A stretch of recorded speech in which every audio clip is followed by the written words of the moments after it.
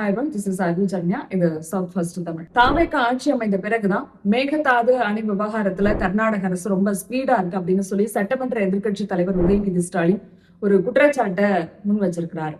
இன்னைக்கு சட்டமன்றத்துல எதிர்கட்சிகளும் இது தொடர்பான அடுக்கடுக்கான கேள்விகளை ஆளுங்கட்சிகிட்ட முன் வச்சிருக்கிறாங்க. அதுக்கு முதலமைச்சர் விஜயும் பதில் சொல்லியிருக்கிறாரு.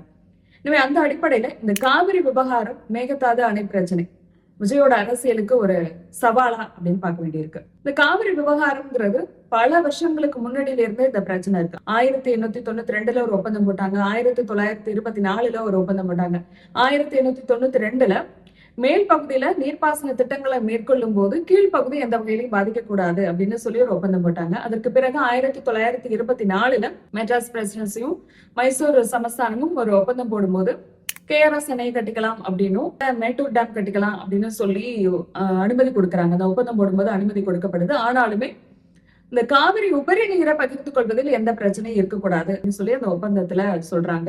இந்த ஒப்பந்தம் 50 வருஷங்களுக்கு இருக்கும். இதுல இருக்கக்கூடிய அம்சங்கள் குறித்த 50 வருடத்திற்கு பிறகு நீங்க ஆய்வு பண்ணலாம் அப்படின்னு சொல்லி 1924 ஒரு ஒப்பந்தம் போடுறாங்க. இந்த நிலையில 1966 மத்திய நீர்ப்பாசனத்துறை செயலாளர் முன்னிலையில ஒரு ஒப்பந்தம் போடுறாங்க. அந்த ஒப்பந்தம் என்னன்னா, தமிழ்நாடு பாதிக்காத வகையில ஒரு அணை கட்டிக்கலாம் அப்படின்னு சொல்லி ஒரு ஒப்பந்தம் போடுறாங்க. அதுதான் ஹேமாவதி அணை. காவிரியோட துணையாறுல ஒரு அணை கட்டலாம் அப்படின்னு சொல்லி முடிவெடுக்கிறாங்க. ஹேமாவதியில ஒரு அணை கட்டலாம் அப்படின்னு சொல்லி ஒரு முடிவெடுக்கிறாங்க. அதற்கான கட்டுமான பணிகள்ங்கிறது 1968 ஆரம்பமாகுது. அதுக்கு பிறகு 1971 முதலமைச்சரா கலைஞர் கருணாநிதி இருக்கும்போது ஹேமாவதியில அணை கட்டக்கூடாது, அதுக்கு அது தமிழ்நாடு பாதிக்கும் அப்படின்னு சொல்லி உச்சநீதிமன்றத்துல கேஸ் போடுறாரு. அப்ப திமுக காங்கிரஸோட கூட்டணியில இருக்கு. அப்ப இந்திரா காந்தி என்ன பண்றாங்க, நம்ம அந்த பேச்சுவார்த்தை மூலமாவே இந்த பிரச்சனையை தீர்த்துக்கலாம், எதுக்கு கேஸ் போடணும் அப்படின்னு சொல்லி அவங்க கேட்டதுனால அதை நம்பி இவங்க உச்சநீதிமன்றத்துல கேஸ் போட்டதை வாபஸ் வாங்குறாங்க. அனைத்து கட்சி கூட்டம் கூட்டி அந்த கூட்டத்துல எடுக்கப்பட்ட முடிவின் அடிப்படையில அந்த கேஸை வாபஸ் வாங்குறாங்க. ஆனா கேஸை வாபஸ் வாங்கினதே ஒரு பெரிய வெற்றியா கர்நாடக காங்கிரஸ் பார்க்குது. அடுத்து வரக்கூடிய தேர்தலை அவங்க ஜெயிக்கிறாங்க. அதற்கு பிறகு சில வருடம் கழித்து ஹேமாவதியில அணை கட்டி முடிக்கப்படுது. அடுத்தடுத்த அணைகளும் வருது, கபினி, ஹேரங்கி அணைகளும் வருது. இந்த நிலையில எம்ஜிஆர் முதலமைச்சரா பதவியேற்றதுக்கு பிறகு இதே காவிரி விவகாரம் தொடர்பா பிரச்சனை வருது, தண்ணி கொடுக்கறது சம்பந்தமா பிரச்சனை வரும்போது அவரு மத்திய அரசு மூலமாவே கர்நாடகாவிட்ட பேச்சுவார்த்தை நடத்துறாரு. எப்பெல்லாம் பிரச்சனை வருதோ அப்ப எல்லாம் மத்திய அரசு மூலமாவே கர்நாடகாவோட அவரு பேச்சுவார்த்தை நடத்துறாரு. கர்நாடகா முதலமைச்சரை போய் சந்திக்கிறாரு. இந்த நிலையில 1990 காவிரி நடுவர் மன்றம் அமைக்கப்படுது. திமுகவை பொறுத்த வரைக்கும் இதை சட்ட வழியாதான் நம்ம இந்த பிரச்சனைக்கு தீர்வு காணணும் அப்படின்னு நினைக்கிறாங்க. 1990 காவிரி நடுவர் மன்றம் அமைக்கப்படுது. இடைக்கால தீர்ப்பு வழங்குறாங்க. இந்த விசாரணை நடந்து முடிந்து இறுதி தீர்ப்பு கொடுக்கவே 17 வருஷம் ஆகுது. 2007 இறுதி தீர்ப்பு கொடுக்குறாங்க. ஒவ்வொரு மாநிலமும் எவ்வளவு தண்ணீர் எடுத்துக்கணும் அப்படின்னு சொல்லி இந்த நீர் பங்கீடு குறித்து இறுதி தீர்ப்பு கொடுக்குறாங்க. இதுல மற்ற மாநிலங்களுக்கு, தமிழ்நாடு, கேரளா, அந்த மாநிலங்களுக்கு திருப்தி இல்ல. மறுபடியும் உச்சநீதிமன்றத்துக்கு இந்த கேஸ் போகுது. 2018 உச்சநீதிமன்றம் இறுதி தீர்ப்பு கொடுக்குது. இந்த தீர்ப்பை நடைமுறைப்படுத்துறதுக்கு காவிரி நீர் மேலாண்மை வாரியத்தை அமைக்கிறாங்க. ஜெயலலிதா முதலமைச்சரா இருக்கும்போது அவர் பேச்சுவார்த்தை முன்னெடுக்கல. ஏன்னா காவிரி நடுவர் மன்றம் அமைச்சாச்சு அப்படிங்கிறதுனால காவிரி நடுவர் மன்றம் மூலமாகவும் சட்ட ரீதியாகவுமே இந்த பிரச்சனையை அவர் முன்னெடுத்தாரு. இப்பெல்லாம் காவிரியில இருந்து தண்ணீர் தரமாட்டோம் அப்படின்னு கர்நாடகா சொல்லுதோ அப்பெல்லாம் இந்த காவிரி நடுவர் மன்றம் மூலமாக அழுத்தம் கொடுப்பது, சட்ட ரீதியாக அழுத்தம் கொடுப்பது, இப்படியான விஷயங்களை தான் அவர் முன்னெடுத்தார். அதேதான் திமுகவும் செஞ்சது. அதே போல எடப்பாடி பழனிசாமி முதலமைச்சரா இருக்கும்போது மேகதாது பிரச்சனை வருது. அப்போ அந்த பிரச்சனைக்கு மத்திய அரசு மூலமாவே அவர் அழுத்தம் கொடுக்கிறாரு. சட்ட ரீதியாகவும் சில விஷயங்களை அவங்க முன்னெடுக்கிறாங்க. அதேதான் ஸ்டாலினும் பண்றாரு. நிர்வாக ரீதியா, சட்ட ரீதியா, அரசியல் ரீதியா என்னென்ன விஷயங்களை முன்னெடுக்கணுமோ இந்த பிரச்சனைக்கு அது அத்தனையுமே ஸ்டாலின் பீரியட்ல எடுக்கிறாங்க. இப்படி எல்லா முதலமைச்சர்களுமே பேச்சுவார்த்தை அப்படிங்கிறத தாண்டி சட்ட ரீதியாவே இந்த முயற்சிகளை மேற்கொள்றாங்க. இந்த பிரச்சனைக்கு தீர்வு காணணும் அப்படிங்கிற தொடர்ந்து முயற்சிகளை மேற்கொள்றாங்க. ஆனா எம்ஜிஆர் மட்டும் சட்ட ரீதியான முயற்சி அப்படிங்கறத தாண்டி பேச்சுவார்த்தை மூலமே தீர்வு காணணும் அப்படின்னு தான் அவர் ரொம்ப விருப்பப்பட்டார்.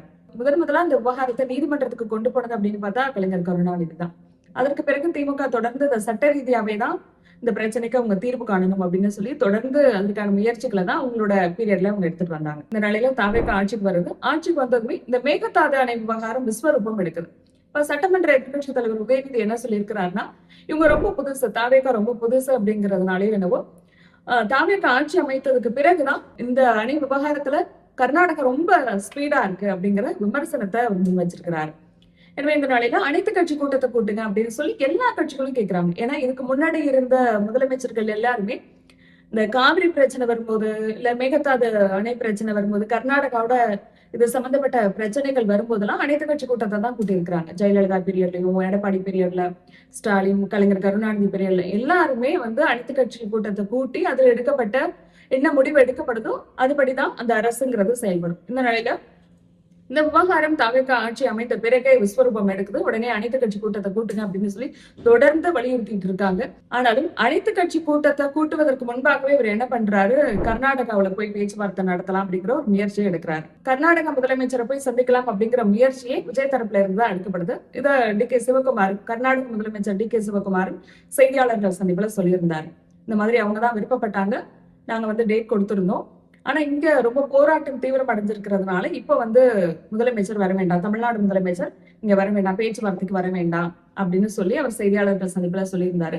அப்ப பல பேர் என்ன சொல்லியிருந்தாங்கன்னா, இவங்கதான் பேச்சுவார்த்தைக்கு கேட்டிருக்காங்க, அப்ப என்ன காரணம்? தமிழ்நாடு ஆட்சி செய்த ஆட்சியாளர்கள் இது வரைக்கும் சட்ட ரீதியா தான் போராட்டத்தை முன்னெடுத்திருக்கிறாங்க. பேச்சுவார்த்தையை எந்த முதலமைச்சரும் அவ்வளவா விரும்பல. அதுவும் குறிப்பா காவிரி நடுவர் மன்றம் அமைக்கப்பட்ட பிறகு இந்த பேச்சுவார்த்தையை எந்த முதலமைச்சரும் அவ்வளவா விரும்பல, எந்த ஆட்சியாளர்களும் விரும்பல. அப்படிங்கும் போது காவிரி நடுவர் மன்றம் இருக்கு, உச்ச நீதிமன்றம் தீர்ப்பு கொடுத்திருக்கு, காவிரி மேலாண்மை வாரியம் இருக்கு, இவ்வளவு இருக்கும் போதும் நீங்க எதுக்காக திரும்ப போய் பேச்சுவார்த்தைக்கு போறீங்க? அது ஒரு பின்னடைவை ஏற்படுத்தாதா?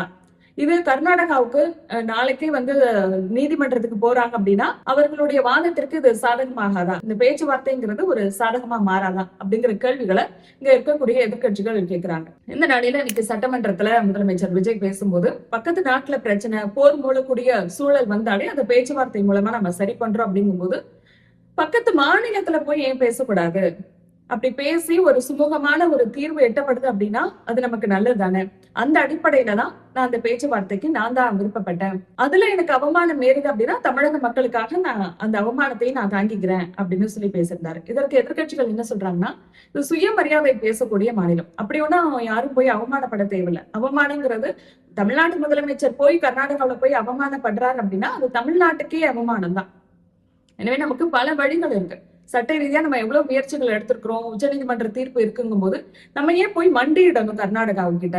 அப்ப நீங்க அனைத்து கட்சி கூட்டத்தை கூட்டுங்க, அதுல ஒவ்வொரு கட்சியும் தங்களோட கருத்தை சொல்லட்டும், இறுதியில என்ன முடிவு எடுக்கப்படுதோ அந்த முடிவு அடிப்படையில இந்த விவகாரத்துல தமிழக அரசு செயல்படட்டும் அப்படிங்கிற ஒரு விஷயத்த எதிர்கட்சிகள் பதிவு பண்ணியிருக்கிறாங்க. எனவே இதற்கு பிறகு தவிக தலைவர் விஜய் என்ன பண்ண போறாரு? சட்ட ரீதியான முயற்சிகளை அவர் மேற்கொள்ள போறாரா, அல்லது மத்திய அரசு மூலமா அழுத்தம் கொடுக்க போறாரா, அல்லது எதிர்கட்சிகள் கேட்கறதுனால அனைத்து கட்சி கூட்டத்தை உடனடியா கூட்டி அதில் எடுக்கப்படக்கூடிய முடிவு அடிப்படையில செயல்பட போறாரா, அல்லது மறுபடியும் பேச்சுவார்த்தைக்கே போக போறாரா? கர்நாடகா முதலமைச்சர் டி.கே. சிவகுமாரை போய் ஒரு நேரடியா சந்திக்க போறாரா? எம்ஜிஆர் என்ன அணுகுமுறையை பின்பற்றினாரோ அதே அணுகுமுறையை நம்ம பின்பற்றணும் அப்படின்னு நினைக்கிறாரா அப்படிங்கறதெல்லாம் நமக்கு போக போகதான் தெரியும். ஆனா நிச்சயமா இது விஜய்க்கு ஒரு சவால் தான். இது சவால் அவருக்கு நெருக்கடியா மாறுமா இல்லையா அப்படிங்கிறத நம்மளால சொல்ல முடியும். இது குறித்து உங்களோட கருத்து என்ன அப்படிங்கிறத கமெண்ட்ல பதிவு பண்ணுங்க.